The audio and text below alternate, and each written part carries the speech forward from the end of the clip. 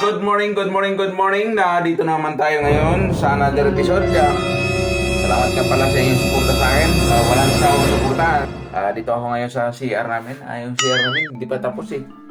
Kasi ito ay temporary lang lamang. Temporary para sana matatapos to eh. This year. Hindi ngayong taon. Next year. Kung hindi sunod next year, sa sunod pa. Maraming mga kasunuran pang mga taon. Marami pang taon na marating. Sana matapos tong aming obligasyon sa buhay. Sana matapos yung bahay namin para maayos naman tingnan.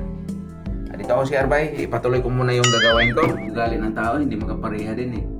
Tulad ko, iba din yung ugali ko, iba din yung ugali nila.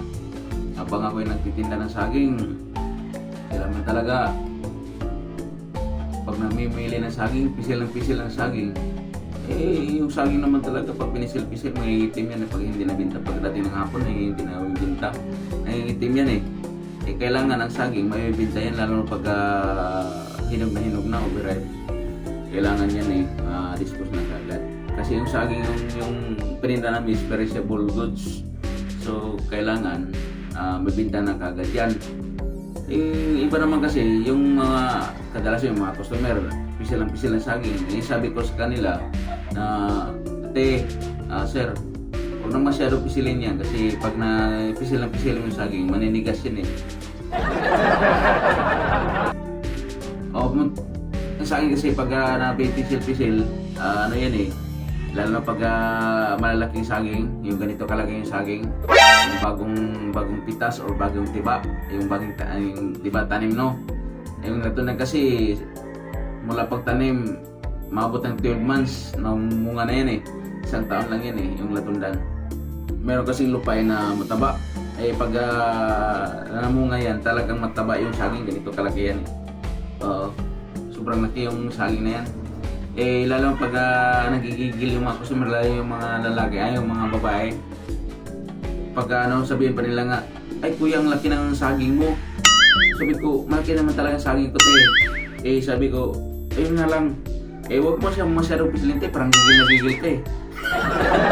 Parang gigil ka sa saging na yan. Sabi malaki daw.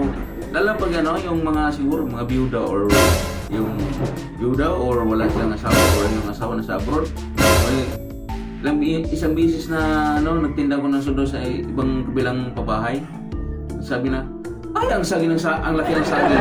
Akala ko po yung babae na pala. Sabi ko, sobrang gigil sa saging. Mga bakla talaga mahilig sa malaking saging. Hindi natin may iwasan yan, pero kailangan talaga din yan. Ganyan ang mga ugali talaga nila. Yung na saging. Ang saging kasi, masarap yan. Pampagana, pang-export pa. Kaya kayo ba'y bibili na kayo ng saging para magkaroon kayo ng sportsmanship sa inyong partner. Sabi nga mga doktor ang saging daw, yan potassium. Potassium, yung potassium, di ba? Yung iba yung hindi nakakalakad. Pag kumain ng saging araw-araw, siyempre nagkaroon sila ng potassium. Hindi naman sa karamihan o marami ang laman ng potassium sa saging, pero pag inaraw-araw mo yan, napupuno din yan. Tulad ng ulan. Di ba yung hero, pag tulo ng ulan, tulong-tulo lang hindi yung todo talagang tulo ng ulan eh. Yung paminsan-minsan ng tulo, ibase lang natin dyan. Yung potassium ng saging, hindi masyadong malakas ang potassium dyan, pero unti-unti mo kinakain, araw-araw mo kinain, yung katawan mo napupuno ng potassium yan. So totoo lang, tulad ng tulo ng ulan, maglagay ka ng baso, tapat mo sa tulo ng ulan. Sa loob ng isang araw, sa loob ng isang oras, napupuno ba kagad? Hindi napupuno yung katawan mo ng potassium. Hindi napupuno kagad yung tulo ng ulan, yung baso. Sa unti-unti ng tulo ng ulan, pinabayaan mo lang yan sa loob ng isang araw, napupuno. May tendency ba napupuno? Meron. Tendency po yan, mapupuno lang talaga ang baso sa tulo ng ulan. Di ba? Kaya nga kapag kumain ka ng saging, parating tulo ng ulan yan eh. Sa loob ng isang buwan, padami ng potassium. Sa loob ng isang taon, mas dumami yung potassium mo. Pero kailangan, yung potassium na yan, ay lalabas yan. Siyempre, araw-araw ka naglalakad, araw-araw ka nagtatrabaho, so nabawasan din yan. Pero at least, nagkakaroon ka ng potassium sa loob ng katawan mo. Kaya bumili ka ng saging. Kasi ang saging, may potassium po yan. Hindi ko sinabang malakas sa potassium yan, pero masabi ko may potassium yan. Kasi pag gusto mong malakas ang potassium, pumunta ka sa Mercury sa mga drugstore. Pumunta ka doon, bumili ka ng potassium. Pero huwag kang bumili pag hindi resita ng doktor. Pero yung saging, nireresita mo ng doktor? Hindi. Hindi po niresita, pero ni-require nila ng mga doktor yan. Kahit sa atin mismo, pag gusto tayong kumain ng saging, saging ka ng saging. Walang resita yan. Kumain ka ng saging.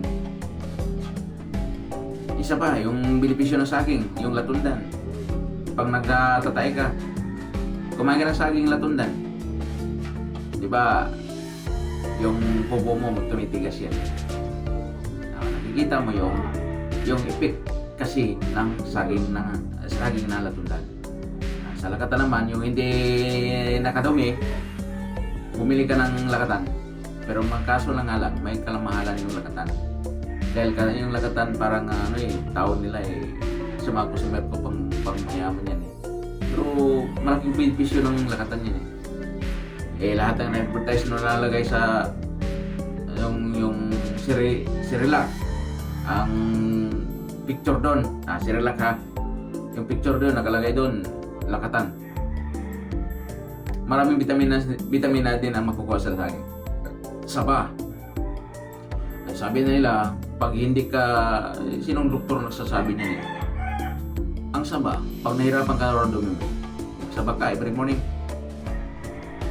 Kahit hindi ka ng tinapay, nagkakape ka, saba ka. Kasi ang saba daw, ang enzyme daw, sabi nga, yung panunaw, yung malakas ang panunaw, yung natutunaw, yung kinakain mo. So every morning, dapat araw-araw ka na dumumi, araw-araw ka nabawas ng dumi sa loob ng katawan mo, ilabas mo kasi yung dumi yan, toxin yan hindi naman na yung kinakain mo yan, hindi naman na-absorb sa katawan yung kinakain mo, yung nutrients, yung katas, yung na-absorb ng katawan. So araw-araw ka dapat dumumi. So ibig sabihin, yung iba kasi hindi na dumi sa loob ng araw, dapat pa na 3 araw bago sila dumumi. Ang saging, yung saba, kinain mo, huwag mong lutuin. Maganda ang panunaw niyan. Enzyme po daw yan. Enzyme. Yan ang nabasa ko lang sa hindi na panood pa lang din sa YouTube, sa Facebook, yung mga doktor na nag-ano diyan. Meron din akong napanood ko rin yan. Yung hindi naka-afford ng pampanunaw. Pero saging talaga, ni-require talaga yan. Or ayaw mo kumain. Pero ang saging talaga is very natural po yan.